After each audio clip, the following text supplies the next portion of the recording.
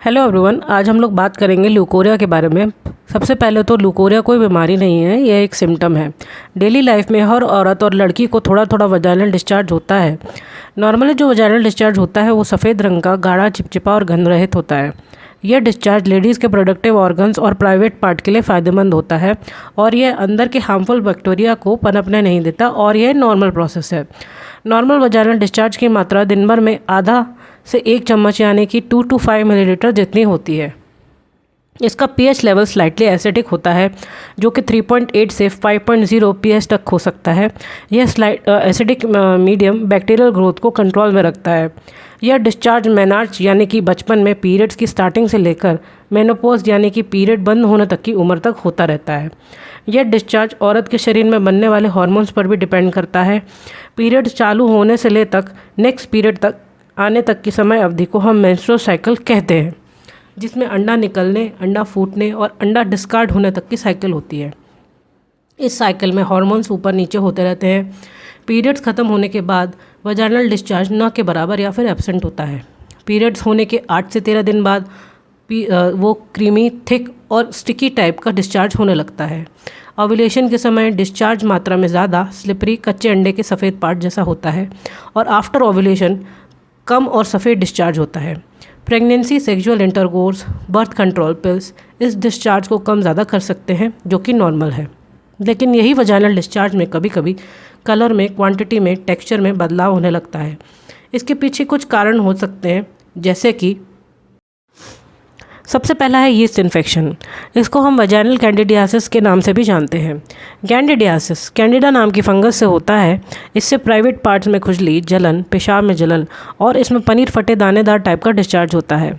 Bacterial vaginosis, जब हमारे vagina में रहने वाले बैक्टीरिया ज़रूरत से ज़्यादा बढ़ जाते हैं तो बैक्टीरियल वजाइनोसिस होता है। बैक्टीरियल इम्बैलेंस के कारण बैक्टीरियल वजाइनोसिस हो सकता है। इसमें जो गंध होती है वो फिशी या मछली की गंध जैसी होती है और इसका वजाइनल डिस्चार्ज का रंग वाइट, ग्रीन कलर का हो सकता है।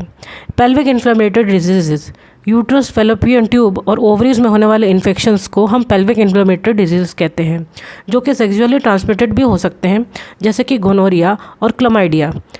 ट्राइकोमोनियासिस, यह पैरासिटिक इन्फेक्शन है जो कि ट्राइकोमोनस वजाइनालिस नाम के पैरासाइट से फैलता है। 70% लोग जो होते हैं इसमें असिम्प्टोमेटिक होते हैं। यह लो ग्रीन कलर का वजाइनल डिस्चार्ज हो सकता है। इसमें बर्निंग सेंसेशन, इचिंग हो सकती है इसमें। अब हम कुछ जनरल सिम्टम्स के बारे में बात करेंगे कि ल्यूकोरिया में क्या जनरल सिम्टम्स हो सकते हैं। सबसे पहले है वजाइनल डिस्चार्ज में ज़्यादा वजाइनल डिस्चार्ज होना, कॉन्स्टिपेशन होना, हेडेक होना, इचिंग होना, कमज़ोरी होना, कमर दर्द होना, हाथ पैर में दर्द, थकान बने रहना। अब हम इसके ट्रीटमेंट के बारे में बात करते हैं।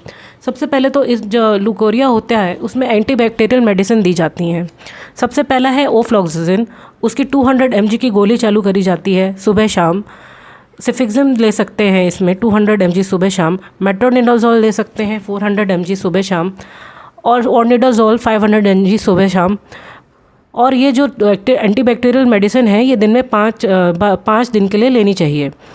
एंटी फंगल क्रीम में जो है फ्लूकोनाजोल की टैबलेट होती है 150 mg। इसका खाने का एक तरीका होता है।